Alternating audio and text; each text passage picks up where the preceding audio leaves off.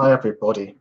This paper, Ragnarök, God-sized microaggressions and cosmic body horror, is one part of a wider body of work using the Marvel Infinity Stones as metaphors for the ways in which racism operates: time, space, reality, soul, mind. And today's paper focused on the body and the Power Stone. It was presented as part of the British um, Society of Literature and Sciences conference as well. So British Society of Literature and Sciences conference, which was based at, I guess, Lancaster. I think it was Lancaster University, and this paper was part of the online track for that in May of this year. So recently. I came to use art as a way to get to grips with the ideas I struggled to understand when written in many traditional academic contexts, like in journal articles, for example. Here, I took inspiration from people that I've written in, I guess, broadly speaking, cultural studies, so including Elizabeth Freeman, as well as Jack Halberstam, Lauren Berlant, and Stuart Hall, showing how art can be a good provoker of thought about social problems and ideas and so on.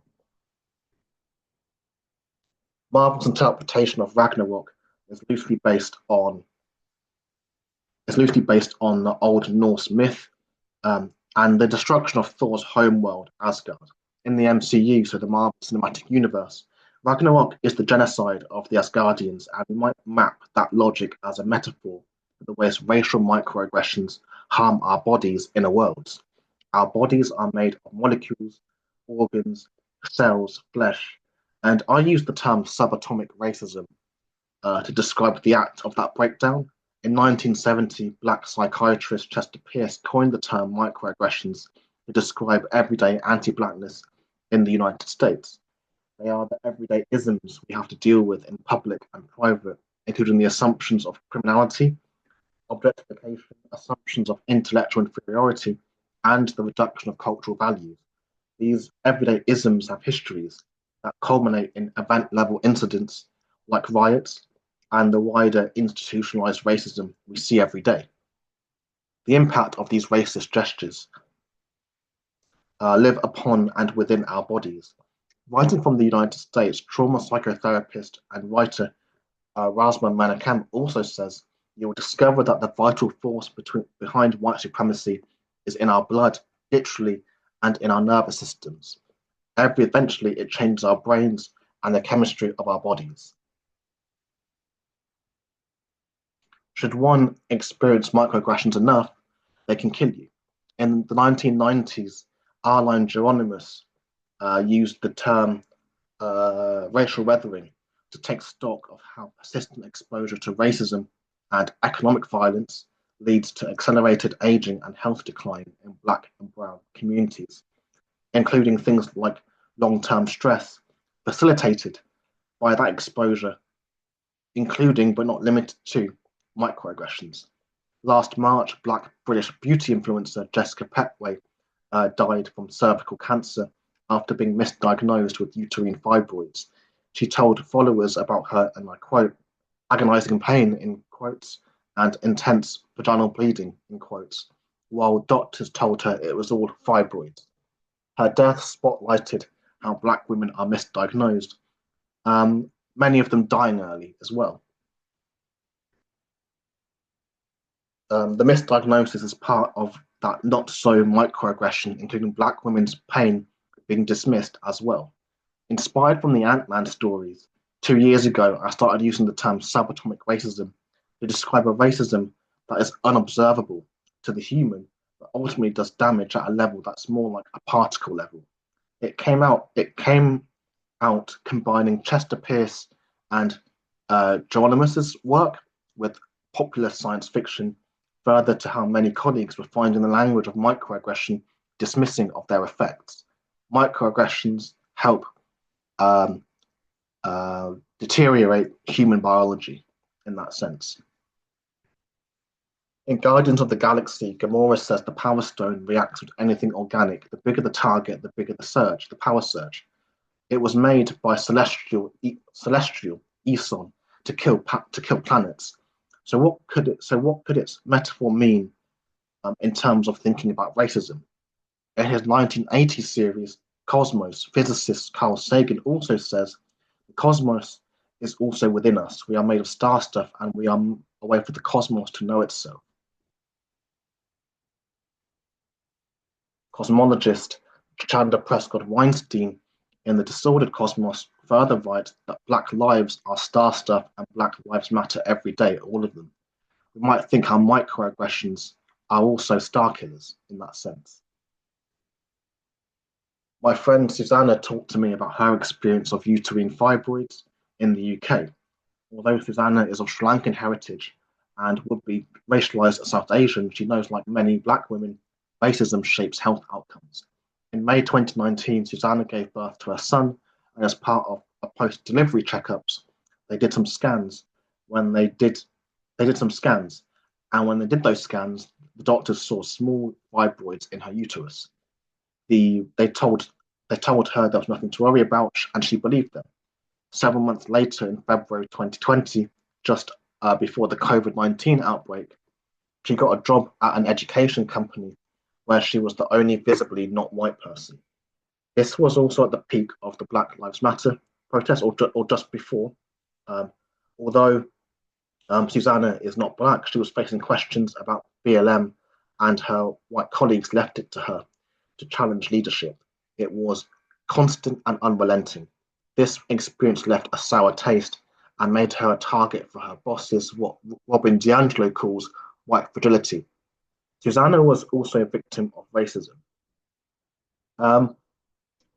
And she says that, so I think that's when I started to notice that I was getting really bad tummy aches, and I really liked, and noticed my periods were getting heavier.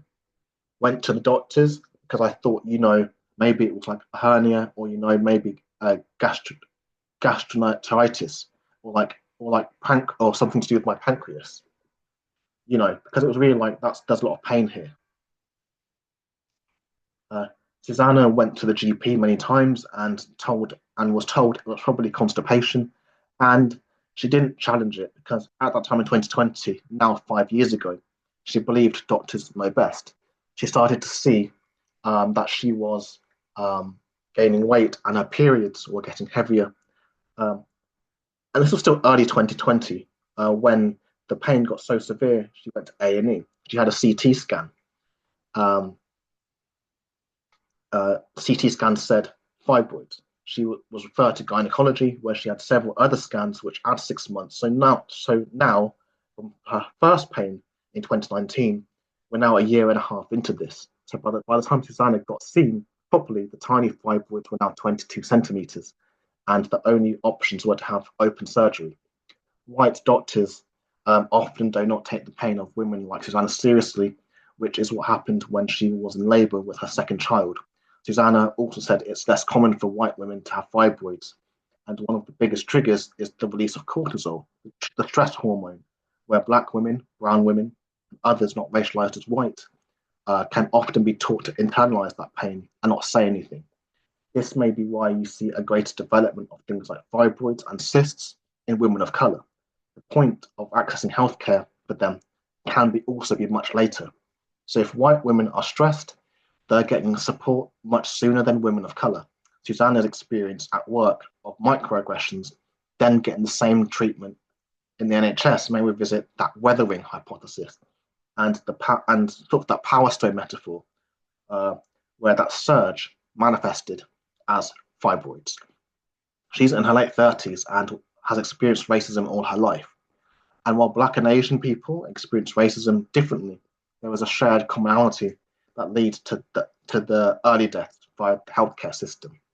Coming back to Marvel then, the orb in Guardians of the Galaxy and later on Avengers Infinity War came to be a useful way for thinking about the destructive nature of racism can have upon the universe that is our bodies on the basis of biology. In 2018's Infinity War, Thanos uses the Power Stone to torture Thor and later crush a moon, hurling pieces of the moon at his enemies. Microaggressions via subatomic racism could be thought about as a genocide level event within the micro-universe of our bodies, and a destruction upon the organic life that lives there, Ragnarok. So in 2015's Age of Ultron, Thor has a vision of his friends dying and dead. What we know, what we now know to be Ragnarok, the end of Asgard. The vision sent him on a quest that brought in Ragnarok. As in the later film Thor Ragnarok in 2017, viewers go on to witness the unavoidable genocide of the Asgardian people. In Marvel's version of the Asgardian mythology, it is also a fixed point in time. Um, so he says, I've been having these terrible dreams of late, Asgard up in flames, but falling into ruins, and you, Surtur, are the center of them all. Surtur says, then you've seen Ragnarok, the fall of Asgard, the great prophecy. My time has come when my crown is reunited with the eternal flame. I shall be restored to my full might. I will tower over mountains and bury my sword deep in Asgard's ... I am Asgard's doom, and so are you, and you will suffer and all will burn. And much in that way of doom and all this type of thinking, I think about capitalism as well, so that wider system. So the ultimate job of capitalism is to make money more by whatever means necessary. In How Europe Underdeveloped Africa, this historian Walter Rodney clearly argues how racism was invented for capitalist reasons and how it got to a point where they couldn't be split apart. If we thought about how racial microaggressions are a byproduct of that system, we may see them like a bullet. So microaggressions like a bullet. And if you're getting that multiple times a day, then you can see how they begin to kill people over a period of time as well. Alternatively, we might also think about microaggressions' effects upon the body, like stars burning in space. We are made of star stuff. So Ragnarok roughly translates as doom of the gods and is the battle at the end of the world where gods and monsters die. The Marvel film might get us to think of this world-ending event as a metaphor for how capitalism devours. If our bodies are made of star stuff, racism is a star killer. Ruth Wilson Gilmore says that capitalism requires inequality and racism enshrines it. Is racism capitalism's only altar of difference? No, but that doesn't mean there's ever a moment in capitalism on a world scale where the various institutions that sort and stack us into groups does not contribute to group differentiated vulnerability to premature death. That last phrase is my definition of racism, and capitalism requires differentiation in order for it to realize its imperative, which is always to make money more. So when Carl Sagan describes the body as a universe made of star stuff, as a sociologist, is this a good image for thinking how racism facilitates fertile ground for disease?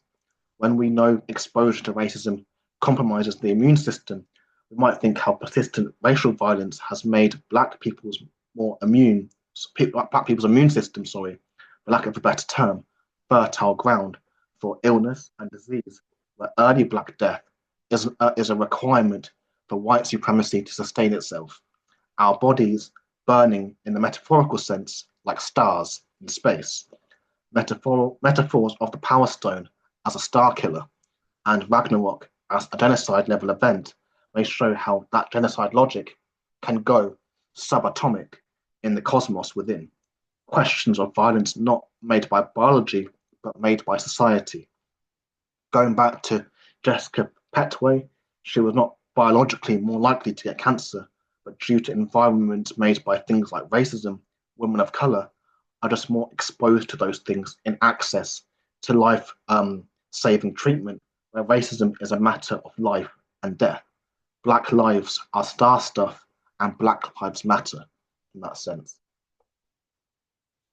This paper is one part of a wider discussion on the Infinity Stones as metaphors for how racism works beyond an observable physical space.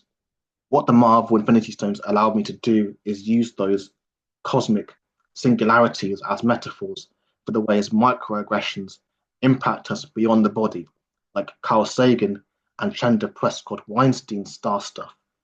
through other papers on how racism warps perceptions of reality, the mind, space, time, spirit, and now the body, power, united them all together like Thanos' Infinity Gauntlet, brought in the ways racism is experienced as a multiverse of whiteness. All these compounding each other. What would Hill Collins' matrix of domination look like at a subatomic level? It's a racism of multiple worlds. This paper was really one world or dimension of many. Thanks very much for listening. And as always, if you've got questions and comments, you can leave them in the comment section or send me an email, treyventour.com/contact.